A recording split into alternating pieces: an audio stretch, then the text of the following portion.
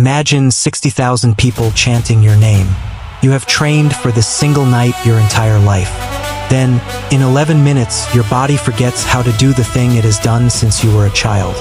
That happened to an entire national football team, on home soil, in a World Cup semi-final. But the real reason it happened is far stranger than they had a bad day. Something is happening inside your brain right now that could make you do the exact same thing. It's July of 2014. Brazil is hosting the World Cup. Brazil has never lost a competitive match at home in 39 years. Their captain, Thiago Silva, is suspended for accumulating yellow cards. Their best player, Neymar, is out with a fractured vertebra. Everyone in the stadium knows this. Everyone still believes. Before kickoff, the coach makes an unusual choice. Instead of the more physical option waiting on the bench, he starts a smaller, quicker player in Neymar's place, hoping speed can somehow replace what they've lost. It's a gamble born from grief. The team on the other side of the pitch doesn't need gambles. They just need patience. Germany kicks off. 11 minutes pass. Thomas Müller finds space at a corner kick that nobody marks. 1-0. 12 minutes later, Miroslav Klose scores, breaking the World Cup's all-time goal-scoring record. 2-0. Then something breaks that has nothing to do with skill. In a span of exactly 179 seconds, Toni Kroos scores twice. Sami Khedira adds a fifth. 5 goals. 29 minutes. One half of football. The stadium that was screaming with belief 20 minutes earlier goes silent, then starts leaving before halftime. In their own country, during their own World Cup. Why? Here's the part the highlight reels never explain. This collapse wasn't really about missed tackles or bad marking. It was about what happens inside a human mind the instant pressure crosses a certain threshold. Psychologist Sion Beilock spent years studying what she calls explicit monitoring. Her research shows that skills you've practiced for thousands of hours run on autopilot, controlled by parts of your brain that don't need conscious thought. But when pressure spikes hard enough, your brain does something that feels helpful and is actually catastrophic. It starts paying close, deliberate attention to the exact movements it used to do automatically. You begin thinking about your own footwork instead of trusting it. And a skill that once ran on instinct starts running on fear. That's choking, not weakness, a malfunction of attention. Think about the last time you tried to do something simple while someone watched closely. Walking normally suddenly feels awkward. Signing your own name suddenly feels foreign. Nothing about your hands changed. Only the spotlight on them did. Now scale that spotlight up to 60,000 people in a stadium and a television audience of over 1 billion. Scale it up to a World Cup semifinal in your own country, with your captain suspended and your best player watching from a hospital bed. That's not a stage most nervous systems are built to perform on without cracking somewhere. But there's a second layer to what happened in that stadium, and it's even stranger. In 1984, researchers Roy Baumeister and Andrew Steenhilber studied something almost nobody expected. They looked at decisive winner-take-all games and found that home teams, the ones with the crowd behind them, actually lost more often than you'd think. Not because the crowd didn't help, because it helped too much. A supportive crowd raises the stakes of failing in front of them. And when the stakes of embarrassment get high enough, athletes turn inward. They start monitoring themselves the way you'd worry about tripping in front of people you're trying to impress. The very support that's supposed to lift you starts watching you instead. Brazil didn't just have 60,000 fans that night. They had 60,000 judges. Every misplaced pass wasn't just a mistake. It was public. This pattern shows up across sports, not just football. Baumeister found something similar across baseball and basketball championship deciders. Home teams tend to win the earlier, lower-stakes games in a series more often than not. But when a single game will decide everything, and the crowd's hope becomes almost unbearable to disappoint, that same crowd can tip a team's focus inward instead of outward. Support quietly becomes surveillance. Encouragement quietly becomes an audience for your worst moment. You felt a smaller version of this. Think about the last time you did something simple, pouring a drink, walking downstairs, saying someone's name, while a room full of people watched you do it. Your hands got clumsier. Your voice caught. Nothing about your body changed. Only your attention did. Now here's the third piece, and it's the one that turns one collapsing player into an entire collapsing team. Researchers Elaine Hatfield, John Cacioppo, and Richard Rapson built a body of work around something called emotional contagion. Their findings suggest that humans unconsciously mimic the facial expressions, posture, and even the breathing patterns of people around them, and that mimicry pulls their internal emotional state along with it. You don't need to be told someone next to you is panicking. Your nervous system starts panicking too, just from being near them.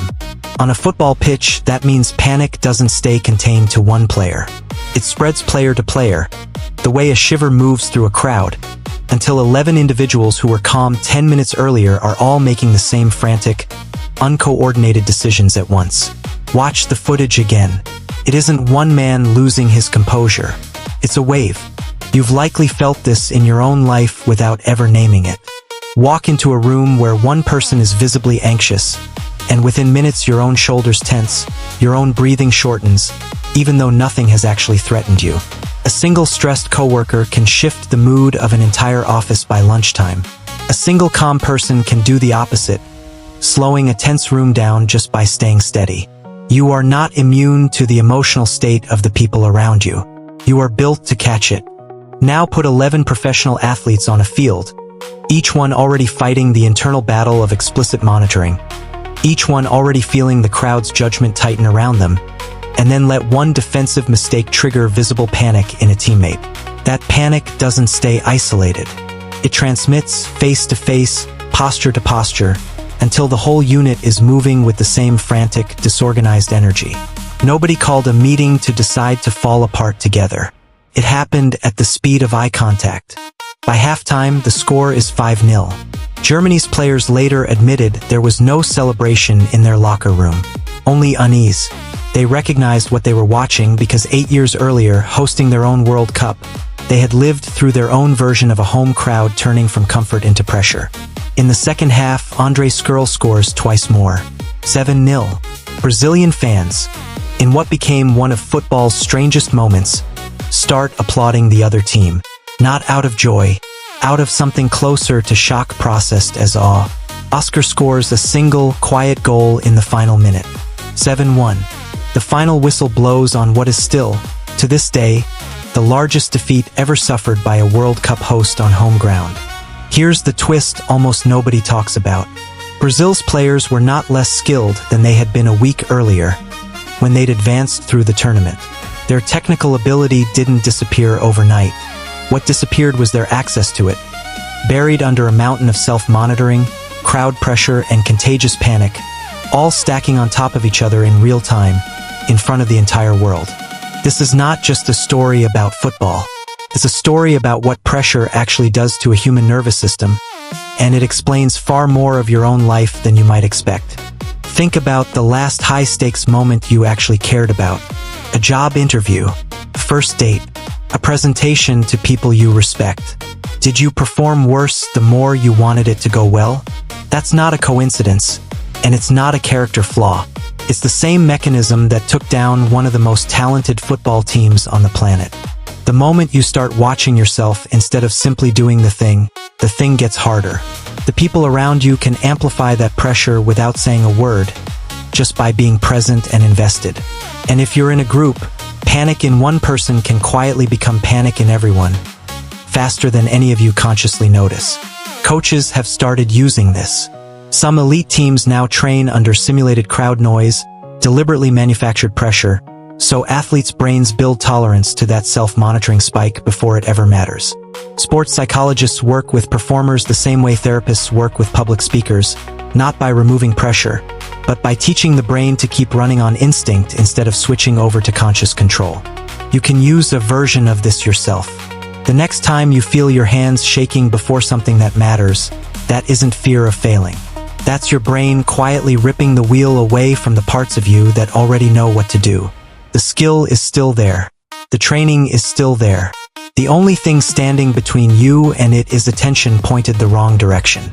There's a reason experienced performers, whether athletes, surgeons, or musicians, often talk about staying in their body instead of their head. It sounds like a cliché until you understand the mechanism underneath it. Shifting your attention outward onto the task itself, rather than inward onto how you look doing it, is one of the few things research has shown reliably interrupts the choking response. It's not about caring less. It's about aiming your attention at the right target. And the crowd effect has a flip side too, one worth remembering the next time you're the person supporting someone else through pressure. Quiet, steady presence helps. Loud, high-stakes expectation, even when well-meant, can tip a nervous system past the point where it can access its own training. The most useful thing you can be for someone under pressure isn't their loudest cheerleader. It's their calmest reference point. Brazil's manager resigned after the tournament. He called it the worst day of his professional life. But maybe the more accurate way to describe July 8, 2014, isn't as a footballing failure. It's a live demonstration, played out in front of 1 billion television viewers, of exactly what your own brain will do to you the moment the stakes feel too high and the eyes on you feel too many. So the next time you catch yourself thinking too hard about something you already know how to do, remember the 11 players standing in that stadium. Not because they were unskilled, because, for 11 unbearable minutes, their own minds turned against them in front of everyone watching. And somewhere in the back of a stadium in Belo Horizonte, 60,000 people learned exactly how fragile a human mind under pressure can be. Now you know it too.